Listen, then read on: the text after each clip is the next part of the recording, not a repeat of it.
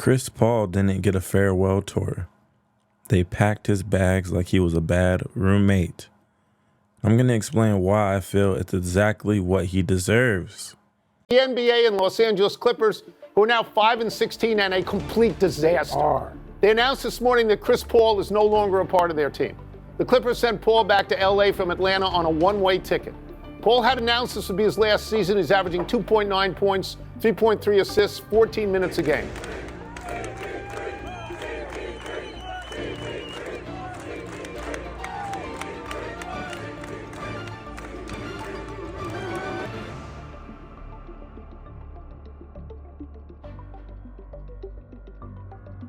All right, so for years, Chris Paul fans have called him the most unlucky superstar ever, but the way he just got forced out of the league, it proves to me that he wasn't unlucky.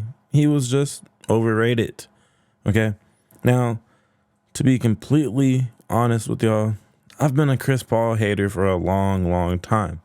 So I'm throwing something on the grill, okay? This is great news to me, because I've been waiting to see him retire ringless for a very long time. We're going to get into that. I have to break it down because I know some of you are going to disagree with this. Man, oh well, it's my opinion. So I believe that the point guard position is the most important position on the basketball court, at least in regards to winning, okay? Great point guards win. Simple as that. It's just like the quarterback position and its importance in football. Every coach and team has a different style of play that they prefer at point guard. Yet somehow Chris Paul was widely regarded as the point god. Okay? That means he's the best point guard of all time, essentially, right? With a nickname like that, what greater name can one be given than to be considered a god of their position? You see, this is where I have a problem with how CP3 is viewed. I don't know the guy. I don't hate him in particular. I don't like how he's perceived. You understand? I think that if you're supposedly the god at the position that arguably, has the highest impact on winning or losing, then you should probably have at least one ring. Rings aren't everything to me when picking, favorite players, that is. But when you start saying someone is the best to ever do their job, that's where I have to factor in, are they a winner? Chris Paul has, officially been retired. And like I said, I couldn't be happier about this fact that he will be retiring ringless. Yes. The way it happened just makes it even better for me. First, let's get into some coaching controversy. So his final coach, was a champion winning point guard himself. Okay, like I said, there's many different styles. You don't have to be a superstar in the NBA to be a championship caliber point guard. Tyronn Lue did that. He accomplished that while also having to guard one of the best scoring guards of all time in Allen Iverson. Let's get into what Tyronn Lue had to say about the so-called shocking him. I don't believe he's shocked or upset, but he has to, put on the PR class act shit. I don't. I'm just a YouTuber, baby. I don't smoke anymore, but if I did, I'd be smoking on that CP3 pack tonight. Yes, sir. Let's get into what NBA champion, former point guard of my Los Angeles Lakers had to say about how Chris Paul was let go.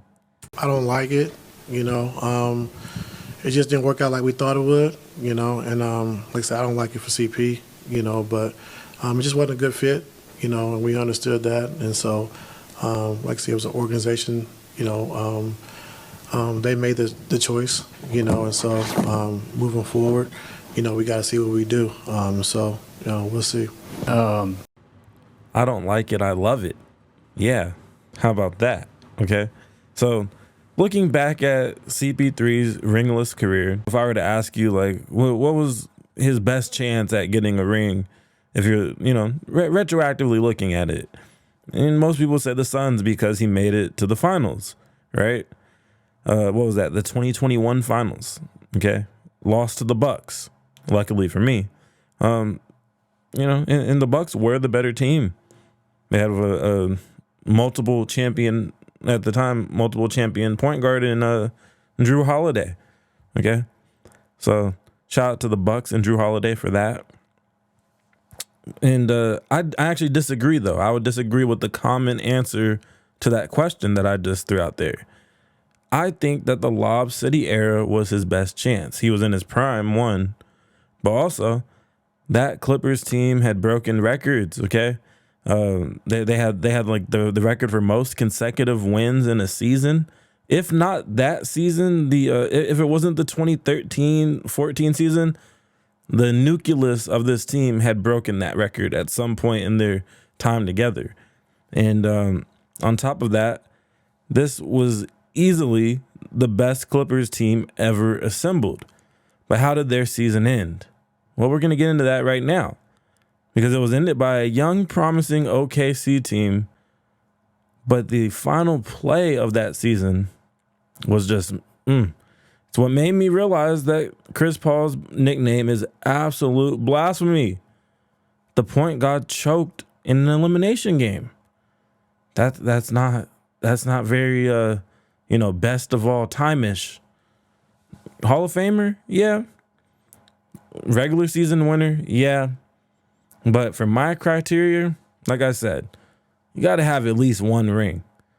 And when you have an opportunity to get to the conference finals for the first time in your career at this point, this is not acceptable. I'm Chris Paul. I attack the rim. Paul. So right here's a pretty open look, but he passes that up to do some weird and one dribble. Now here, Chris Paul passes up another opportunity for a game-winning shot and also draws the defender off of the corner man who's wrapping back up to the wing. And he decides to not be Mr. Point Guard and, pass there. Now, passing isn't just like, that's not just up for the point guard. It's just Chris Paul is known to be a great passer. So to not hit Jamal Crawford there is kind of crazy. But also, Chris Paul is lethal from that right elbow. That is his spot. That's where he wants to go 9 times out of 10 on offense, okay? If he's looking to score, he's going there. And you have the big man, you get Ibaka's hips to turn all the way. So guess what? One more hard step to the rim and you have a step back from your golden spot right there, wide open. Hit the shot over the taller defender or miss it. I'm not mad either way. Just take one of these 2 shots. If you're a 3-level threat like Chris Paul has been for his entire career, for those that may not be familiar with that, he can score from the 3-point line, he can score from the mid-range, and he can score inside the paint. Okay, 3-level threat, baby. And he's gonna mess up all 3 scoring opportunities on this possession. And the 4th option, which is to pass to the open guy, to distribute the ball. Okay, he failed that right there on this part of the possession as well. This right here is just the icing on the cake. He's going to try to force this pass into Blake Griffin, who's clearly pretty much double covered. The entire defense's attention is on Chris Paul and Blake Griffin. Reggie Jackson crashed down at that point. He's basically shoulder to shoulder with Chris Paul. And one of the best 3-point shooters of all time, if you don't trust Jamal Crawford's catch and shoot, JJ Redick, who has a great catch and shoot ability, is standing wide open at the opposite wing, okay? But, choke artist Paul, he tries to skip past it between Ibaka's legs, I think, and ends in the game losing turnover. So just all around overthinking of the moment. No way this guy's considered the best point guard of all time. I'm not going for it. Out of 2, trying to get it down low, and Ibaka took it away. It's all over. The Oklahoma City Thunder have come from 15. So here's just the instant replay to just see everything I just broke down again. Just terrible. Look how open Jamal Crawford is. You can't see JJ, but he wrapped around to the top of the key at that point, making for the easiest pass possible. And Chris Paul chooses the most difficult, dumbest pass that he could have possibly chose.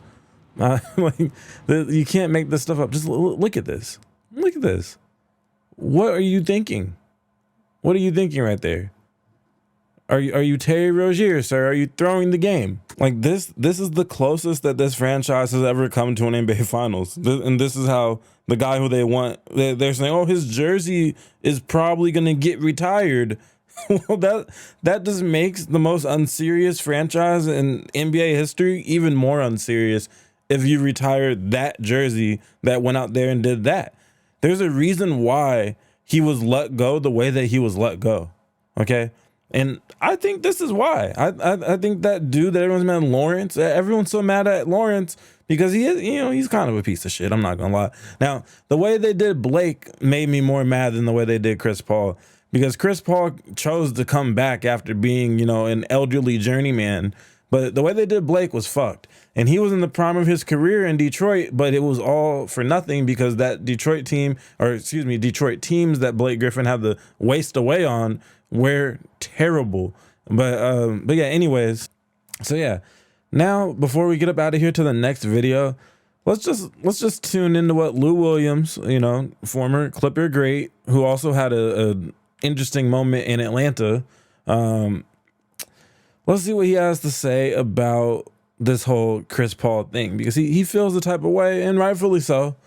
I'll be fair and let some people that are mad about this be heard as well, because I am doing a lot of hating. I'm not gonna lie. You're our guy when it comes to all things Clippers.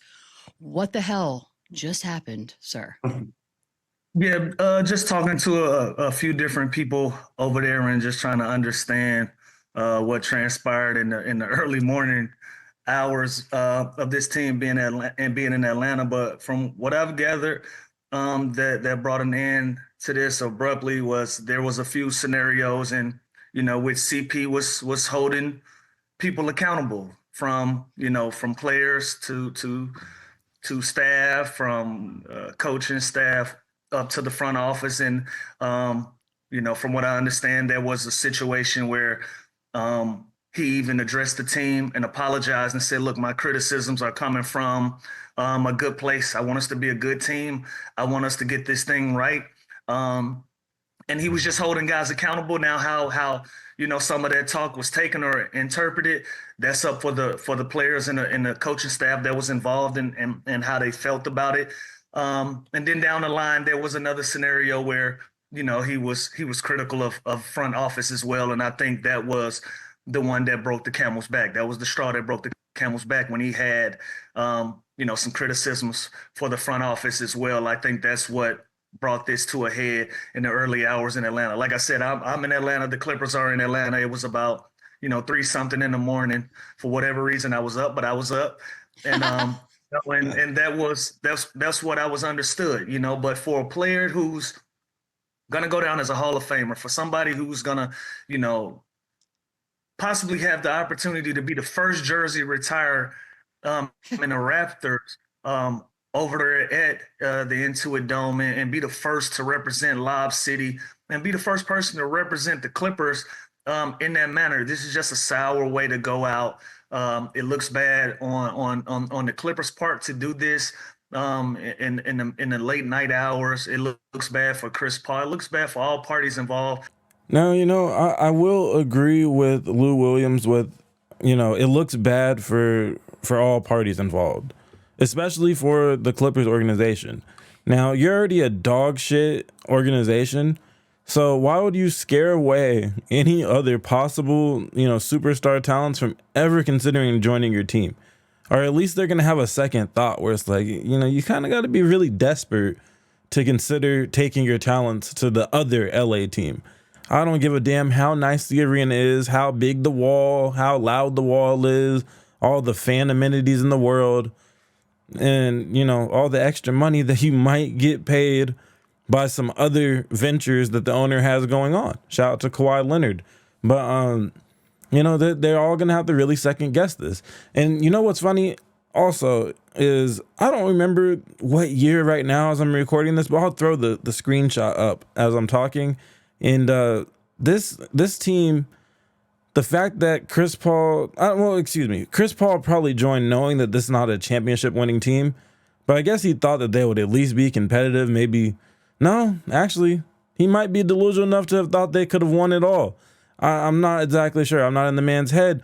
Pause. But what I do know is this team reminds me of the Brooklyn Nets when they traded for all the aging Boston Celtic stars. Okay. And they basically buried their franchise. The Nets ruined all future possibilities of them being a contender for years to come. And then they were able to, get out of that hole by having James Harden, Kyrie Irving, and Kevin Durant on the same team, just for them to come within a couple centimeters of facing this Chris Paul team, and what ended up being the Bucks' one and only championship banner that they got so far. But anyways, this has been another episode of Just Sports. I appreciate each and every one of you guys for watching, especially if you still hear my voice at the end of this here video. Damn near Chris Paul hit piece. Oh well. Never liked his indecisiveness, his overthinking. That's damn near ironic.